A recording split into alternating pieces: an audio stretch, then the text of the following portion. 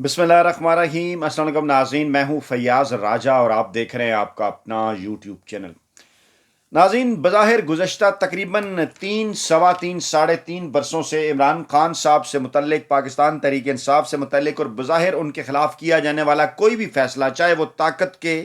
कोई भी मराकज़ हो, चाहे वो अदलिया हो, इस्टेबलिशमेंट हो या पाकिस्तान की रवायती सियासी जमातें, पार्लियामान या फिर इलेक्शन कमीशन, उनकी जानिब से अपनी तरफ से जो भी फैसला इमरान खान साहब के खिलाफ करने की कोशिश की जाती है, उसके जो असरात होते हैं वो अगले 12 से 24 घंटों के अंदर उल्टे पड़ जाते हैं। इमरान खान साहब की मकबूलियत में मजीद इजाफा हो जाता है और हर इस किस्म के फैसले के बाद इमरान खान साहब रद्द अमल के तौर पर अपने तमाम तर सियासी मुखालफिन को, रवायती सियासी माफिया को, ताकत के मराकज़ को, चाहे वो अदलिया हो और इस्टेब्लिशमेंट हो, अपने रद्द अमल से, अपने जवाब से हैरान कर देते हैं। इस मरतबा भी कुछ ऐसा ही हुआ, जहां पर यह कोशिश की जा रही थी कि शायद जनरल फैज़ हमीद साहब के खिलाफ आने वाला जो फैसला है, उनकी 14 साल कैद वाला, उस पर यह समझा जा रहा था कि पाकिस्तान तहरीक इंसाफ बैकफुट पर चली जाएगी या पाकिस्तान तहरीक इंसाफ किसी किस्म के खौफ का शिकार हो जाएगी या इमरान खान साहब किसी किस्म की डील हासिल करने की राह पर चल पड़ेंगे। तो ऐसा एक बार फिर नहीं हुआ, बल्कि आज की ताज़ा तरीन इत्तलात ये हैं कि जो पुरसरार मुलाकाती पहुंचे ये पैगाम लेकर इमरान खान साहब के पास आज के जनाब जनरल फैज़ हमीद साहब को सज़ा हो गई है। मुस्तकबिल के मामलात 9 मई से होते हुए आपकी जानिब बढ़ सकते हैं। आप अगर पाकिस्तानी इस्टेब्लिशमेंट के साथ बातचीत करना चाहते हैं तो अपनी ताज़ा तरीन शराइत बयान कर दें और हम आपके सामने उनकी शराइत रख देते हैं। तो इमरान खान साहब का जवाब हमारे ज़राए के मुताबिक बड़ा सरप्राइजिंग था, बड़ा हैरान कुन था। इमरान खान साहब ने बड़े वाज़े अंदाज में कहा कि आप जनरल फैज़ हमीद साहब के खिलाफ कार्रवाई ज़रूर करें, हम इसको वेलकम करते हैं। हम तो बड़े अरसे से ये बात कर रहे हैं कि जो फौजी जर्नैल पाकिस्तान के सियासी मामलात के अंदर मुदाखलत करते रहे, अपने हलफ से हटकर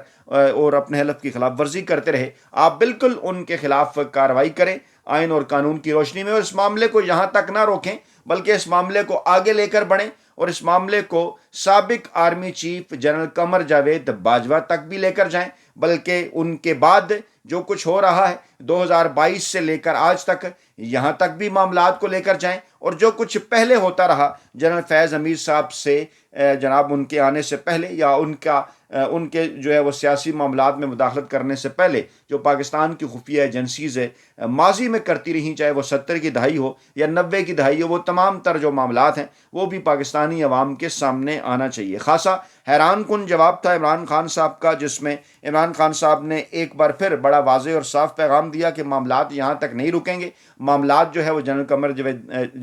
कमर जावेद बाजवा साहब तक भी जाएंगे और मामलात जो हैं वो मौजूदा army chief general Asim Munir साहब तक भी जाएंगे। बल्कि इमरान खान साहब के हवाले से ज़राए ये दावा भी कर रहे हैं कि इमरान खान साहब ने इस हवाले से कहा कि शायद इसीलिए ही इस वक्त की जो मौजूदा इस्टेब्लिशमेंट है उनकी जानिब से इस्तिस्ना हासिल कर लिया गया है ताहयात, और ख़ुद को 2030 तक इस ओहदे पर तैनाती करवा ली गई है कि शायद हम पहले 2030 तक वर्दी के अंदर रहते हुए और उसके बाद फिर वर्दी उतार कर हमेशा के लिए इस्तिस्ना लेकर इस मामले से बच जाएंगे। इस हवाले से माजी का भी जिक्र हो रहा है। जो तज्जिया निगार हैं और जो वड्डे एंकर वेले कलम नगार मुलाजम साफ़ी हैं, बाकायदा तौर पर उनको एक टास्क दिया गया था कि इन तमाम तर मामलात को इमरान खान साहब के साथ जोड़ा जाए, पाकिस्तान तहरीक इंसाफ के साथ जोड़ा जाए। अब ख्वाजा आसिफ हों, एहसन इकबाल हों, अता तारड़ हों, नून लीग के दीगर लोग हों या फिर फैसल वावड़ा हों, बल्कि अब तो पीपल्स पार्टी भी इस मामले के अंदर कूदी है और बिलावल भुट्टो जरदारी साहब, जिनको एक मरतबा फिर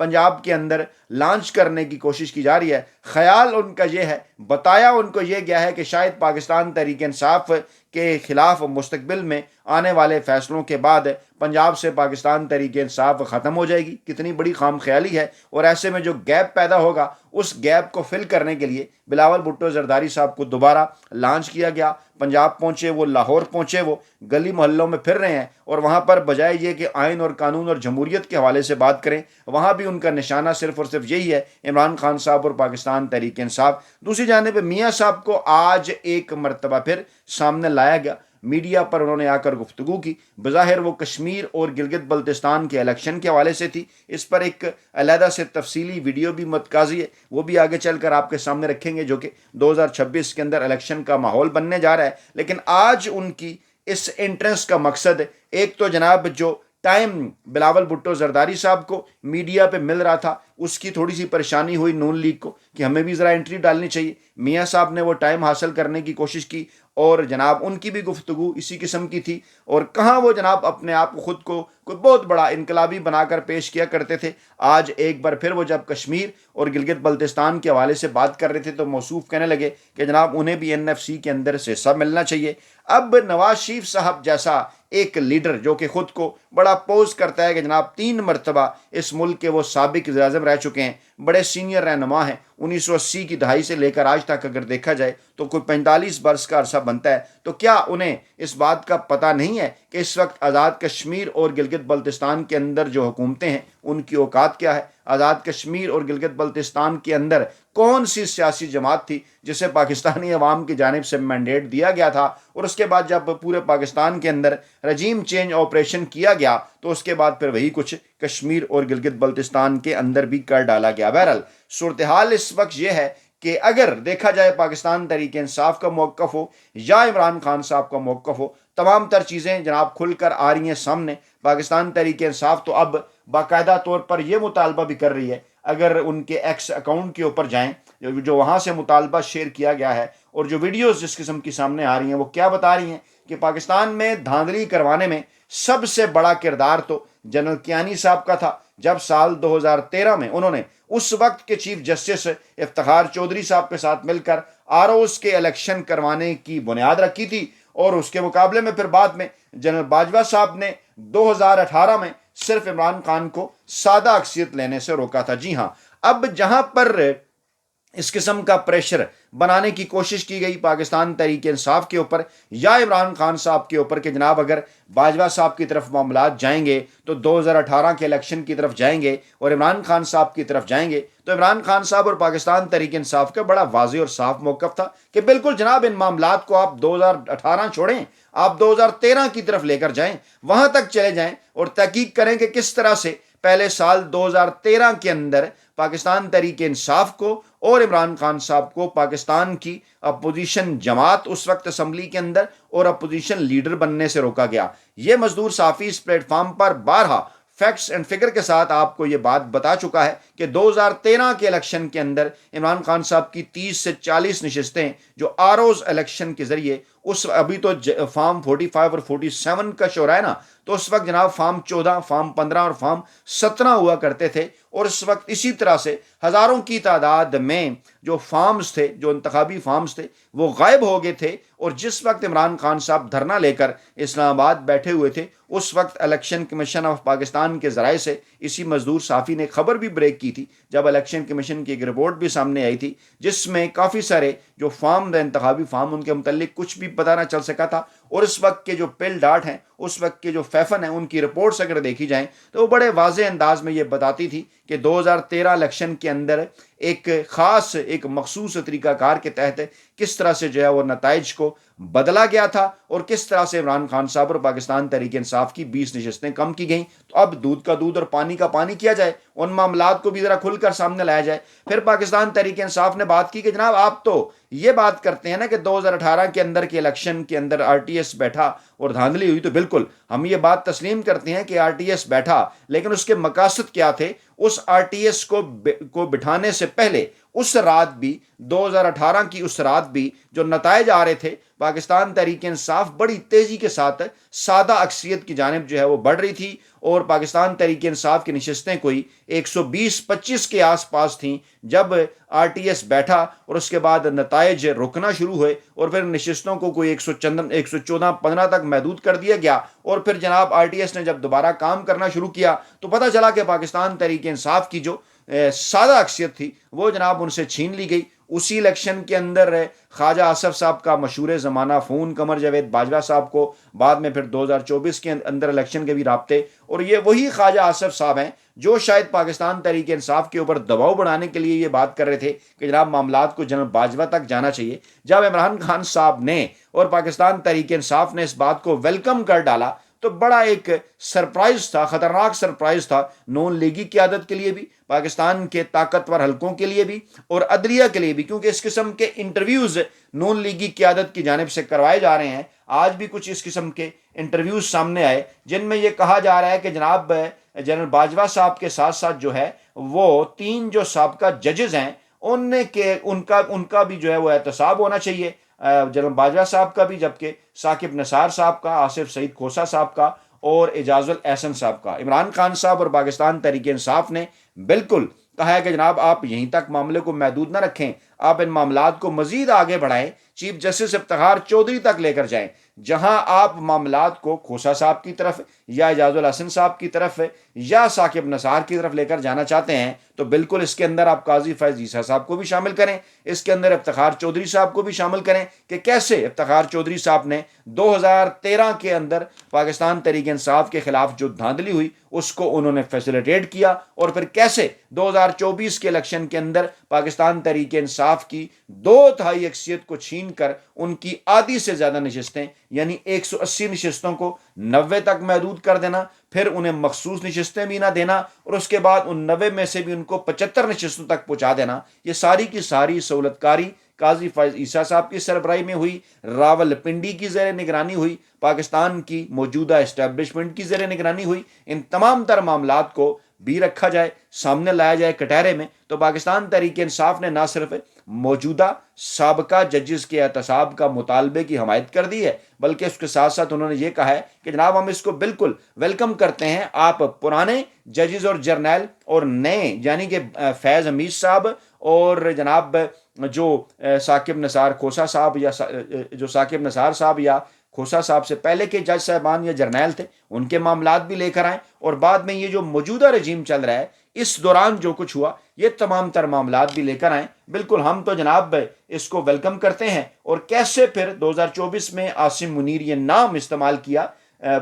باقاعدہ طور پر تحریک انصاف کے اس بیان کے اندر کہ کیسے 2024 میں عاصم منیر صاحب اور قاضی فیض عیسیٰ صاحب نے مکرو کھیل کھیلا، اور نہ صرف انتخابی نشان بلہ چھینا بلکہ آروز والا کھیل ایک بار پھر دوبارہ کھل کر کھیلا۔ کیا ان قومی مجرموں کو بھی سزائیں ہوں گی؟ یہ پاکستان تحریک انصاف کی جانب سے بڑا واضح اور صاف اعلان کیا گیا ہے، اور بدلے میں ایک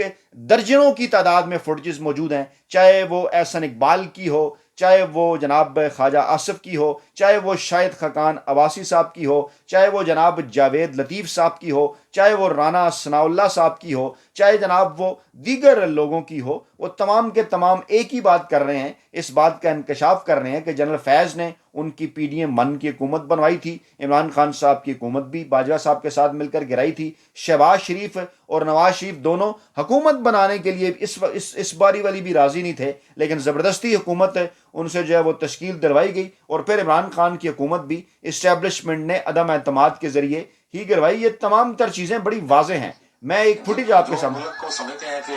نہیں چلا رہے ہیں، اسٹیبلشمنٹ کی بات کر رہے ہیں جی بعد الیکشن کے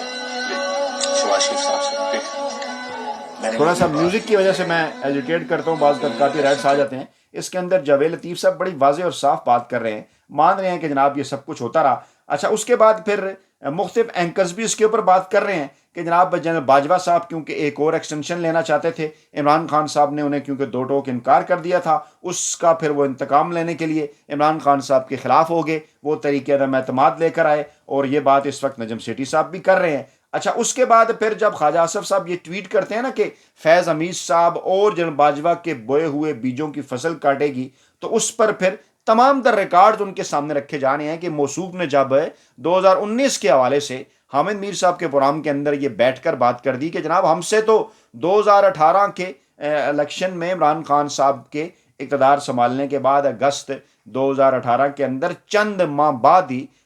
2019 کے اوائل میں ہی اس قسم کی آفرز ہمیں جنرل باجوہ اور جنرل فیض صاحب کی جانب سے کر دی گئی تھیں، لیکن اس کے بعد پھر کیا ہوا ابھی اس وقت کا انتظار کیا جا رہا تھا، لیکن پہلے باجوہ صاحب کی جناب وہ ایکسٹینشن والا معاملہ آ گیا، اور پھر وہ ایکسٹینشن کیوں کر اور کیسے ہوئی, میاں صاحب کے روزانہ کی بنیاد پر پلیٹلیٹس کیسے گرتے رہے, وہ ساری ڈیل کس نے